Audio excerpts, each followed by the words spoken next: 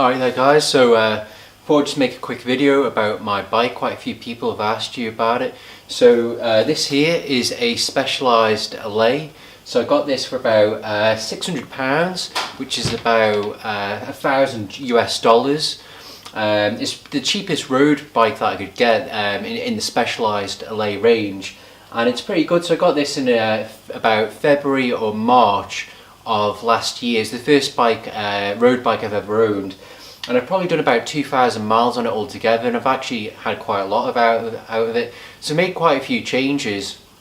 So I have a power tap hub down here. So basically a power meter is a device that allows you to work out what wattage you're doing, and what happens is there's a little kind of like a Wi-Fi or Bluetooth signal in here, which goes to the Garmin on your mount there, so you can see actually what wattage that you're producing.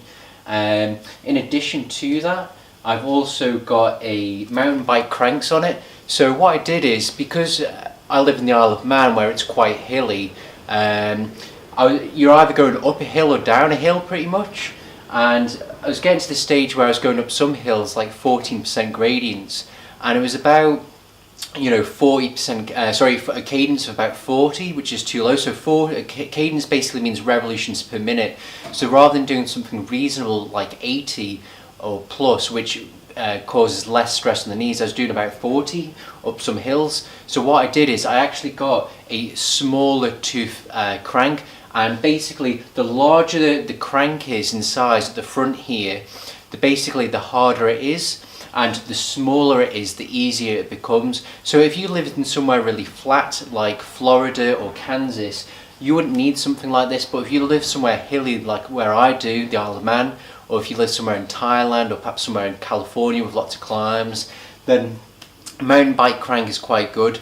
If however you have a normal crank, which is about 50-38, that means 50 teeth on the larger cog and 38 on the smaller one, then you're okay probably. If you're able to maintain, let's say, 80 cadence all the time with those cranks, then it's okay. But let's say if you can't, then one option is to possibly change the cranks that you have on the front. Reason being that the cassette on the back, you might be able to upgrade it from a 32 to a 34, but that isn't going to have the impact that you want. Other changes I made is, so I have an SMP Dracon, I'm not sure how you pronounce it, an SMP saddle. I was getting to a stage where I was getting extremely sore backside when I was cycling, so what I did is I bought this saddle. It cost me about £150, and the guy who fitted it for me, he actually allowed me to test one out first to make sure it was okay.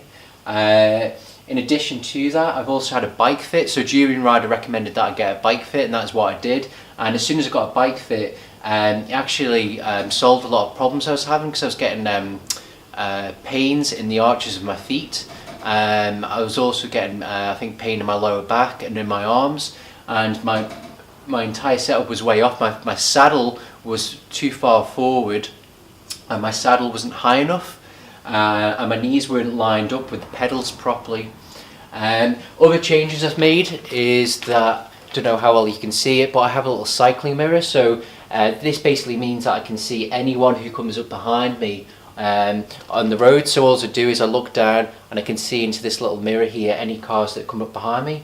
I also have some aero bars, so that when I'm out on my bike I can get like this, get a bit more aero. And sometimes if you're doing really long bike rides and you always have your hands here, it can start to get a bit sore. So what I do is I'll put my arms here, and it just allows me to have a bit of a rest. I've got some crud mud, what they call crud mud road races, or crud road races. Basically ones during ride I suggest. They're quite cheap, they're very easy to put together, and I just have 2 water bottles down here. So I have about 600 milliliter water bottles, and I just have a pump on this side of my bike. And I also have some salad bags. So this here is a Apertura frame bag, and what I can do is I can basically put my food in it on top and eat away if I want to. I have a Garmin right here, and that's it guys. I'll probably just give you a quick close-up as well. So this is it here guys. So these are my aero bars. So just profile design T4. I've got white bar tape, not the best as you can see because it can get extremely dirty, so next time I'll probably go back to having black. This here is my Apogera bag, and in it it's quite large. It's about 1.2 litre capacity. And you can fit quite a lot in there, so what I'll do is I'll probably usually have, say, raisins or some Cliff Bars in here, so when I'm hungry I can just put my hand in and eat. And there we go. I have my Garmin unit right there.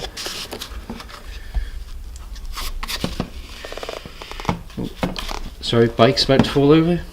Alright, there we go. So this here is my little mirror. So basically I can look down from my seat and I look directly in there and I can see any cars that are coming up behind me. And I got that, this Italian road racing mirror. Gironada had one, that's why I got one, basically copying him. And it's really useful because it means you don't have to look over the back of your shoulder, you're less likely to come off or swerve in the road, and it's a lot safer. And you can see people sneaking up behind you as well. So I think it's a pretty nice bike. I mean, I got it for 600 quid. I think it's quite a nice paint job on it, good quality. So I'll just give you a close up on my cranks.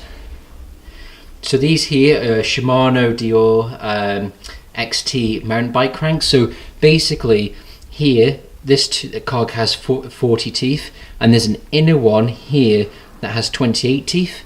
So basically the larger the cog, the harder it becomes. So obviously on a flat you would use a larger one, and as you go up to a hill you go to a smaller one.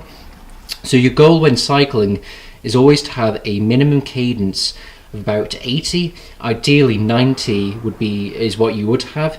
So if any of you are watching this and you're struggling to maintain 80 cadence, consider getting mountain bike cranks. Can you still go fast with mountain bike cranks? Yes, you can. I actually can do, I've done 25 miles an hour on flats before for Strava, and I can easily do 25 miles an hour with that crank on. And I've just got an 8-speed cassette on the back there, and I've got the largest cog I have is a 34 tooth. So I originally went from a 32 to a 34 trying to improve my cadence, but you're only going to get like a 4% improvement on that, and I should just gone to the mountain bike cranks on the front here straight away. Up here I just have 2 bottles, so always try and stay hydrated. I have 2 additional bags for my bike. I have one which goes along here, which is really good because you can pack so much food in it. You can pack, a few bags of raisins, loads of Cliff Bars, supplies, and then I also have a large frame bag which goes here. This is my saddle. So this is an SMP Cell Dracon or Dracon. It's really nice construction. Very comfortable. I'm not necessarily saying you should buy this. Everyone's bums are different, so it all depends on what fits you. So this here fits my bone structure and it's much better than the standard one. Don't know how well you can see it, but it also has this nice curve here. So this here gives your bum a bit of support. And these here are just my crud road races. And they're very easy to assemble yourself. The first time I ever did it, had them, my mate put them on, and then I did it myself. So yeah, I think that's it, guys. So sorry, just my camera. Sorry, there we go. So that's basically my bike there. Yeah, to anyone who's watching this, don't be scared of cycling. Don't find it intimidating. It's a really amazing sport. I find it extremely enjoyable. And you don't need anything fancy. Like I said, this is just a 600-pound bike. Quick shout out to Dr. Joseph Gonzalez, Research Director who works for Dr. Gregor over at nutritionfacts.org. I actually saw a really good post by his last night, and he was talking about oatmeal and what you can do to make it taste nicer and the different health benefits. And he talked about how to get natural sugar in there, and he mentioned adding raisins in there was something I never thought of doing. I usually pour a bit of sugar on my oatmeal to make it nice and sweet to get that in. So cheers to Dr. Gonzalez for that. So that's what I'm having right now. I've just got some oatmeals and raisins, and it's actually quite nice and sugary.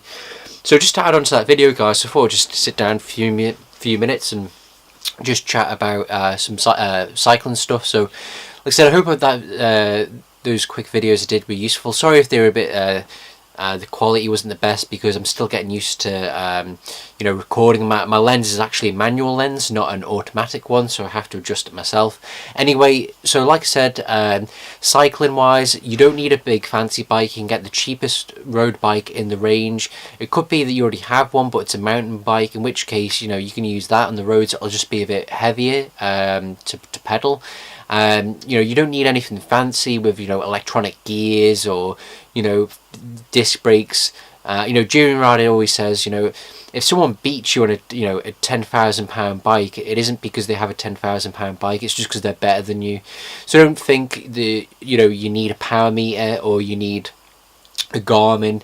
The important thing, if you're watching this and if you want to lose weight, or if you want to get healthier, if you want to get outdoors, the first step is buy a bicycle, and the very least buy a helmet. You will always need a helmet. Don't ride a bike without a helmet, because you're putting your life at risk.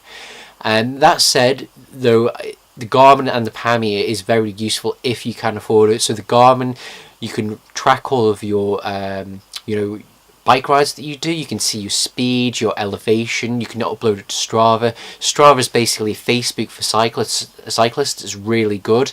In addition, the power meter will tell you what wattage you're putting out. So average speed means nothing. Julian Ryder always says it, and I kind of learned it for myself. Average speed doesn't mean a single thing. You could be going up a hill, you could be going down a hill. Your tyre pressure could be off, could be windy, you might have headwind or tailwind. It means nothing. What matters is power. So if you have a power meter and you're cycling to that, you get to learn your numbers so well, and it really helps you pace yourself and know when you're putting too much gas on and when you need to be eased back. So the power meter I had was a power tap, and it actually came as a wheel set. You can get a crank arm power meter like Julian Ryder has, which is the Stages. What else? So remember, if you're cycling, always take water with you. You never want to be anywhere in a situation sometime when you dehydrate. It's not good. If you're diabetic and you're watching this, remember, always take sugar with you. I always take sugar or Cliff Bars. Last thing you want is a hypo when you're out on your bicycle.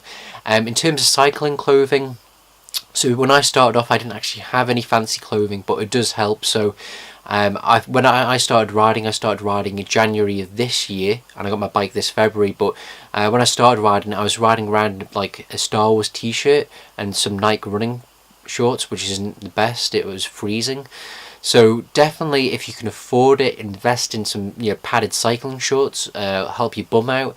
It's skin tight, which helps keep the warmth in. Consider getting a bib. So a bib is basically the sort of cycling overalls that people wear. That'll help keep you warm. Consider getting a base layer, which is basically cycling top, which helps draw the moisture away. Perhaps get a jersey. I have to admit, cycling clothing can be a bit expensive, but it is definitely worth it. So yeah, I hope that was useful, guys. Sorry if I had a bit of a rant or ramble there. If you want to lose weight, diet is the most important thing. Cycling can help accelerate that a bit. But more than that, though, I honestly find cycling to be... I know it sounds a bit hokey-pokey, this, but I honestly find cycling to sometimes be an almost spiritual or euphoric experience. It's so hard to describe unless you've ever done it. There have been times when I've been out there, for 7 hours on my bike. I'm tired, I'm hungry. You feel a bit sore. You want to go home, but at the same time, mentally, you just feel great. You feel almost this euphoria. You can never compare going to a gym for an hour, lifting a few weights up, to going out on a bicycle. And I've done both, and I'll tell you what, the bicycle is the most amazing thing. You'll see so many different places that you've never seen before around where you lived, and it really is one of the most transformative tools anyone can have, just not physically but also mentally. So I hope that was very useful, guys. I know I probably haven't covered everything there. It's my sort of first cycling videos, but what I'll do is as time goes on, I'll add more. The thing I need from you is you need to let me know, was this useful, was it not useful, did I miss anything out, is there anything else you want me to cover? Always let me know in the comments. If you look at my channel, I pretty much respond to everyone I can. The only time I never might respond to someone is if their comment gets buried in the comments somewhere and it's hard to always see. So if you like this video, please give me a thumbs up, let me know. If you don't like it, give me a thumbs down, let me know why. Always put your comments on there. Until next time, God bless, and I'll see you soon. Bye bye now.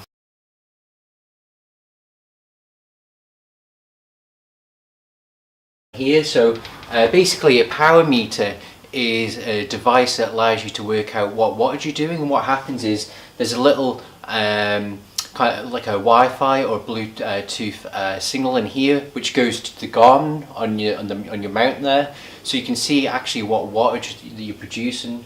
In addition to that, which is too low, so cadence basically means revolutions per minute.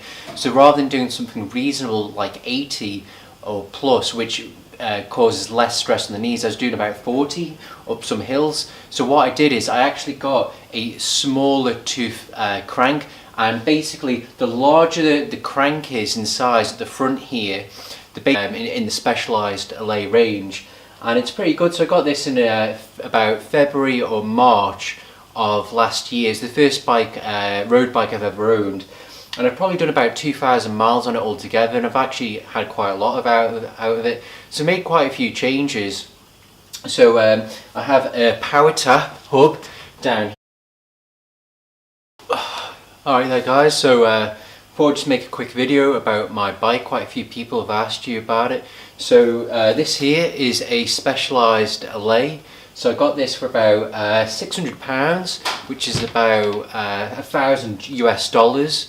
It's the cheapest road bike that I could get. I've also got a mountain bike cranks on it. So what I did is, because I live in the Isle of Man where it's quite hilly, you're either going up a hill or down a hill pretty much, and I was getting to the stage where I was going up some hills like 14% gradients, and it was about 40%, sorry, a cadence of about 40.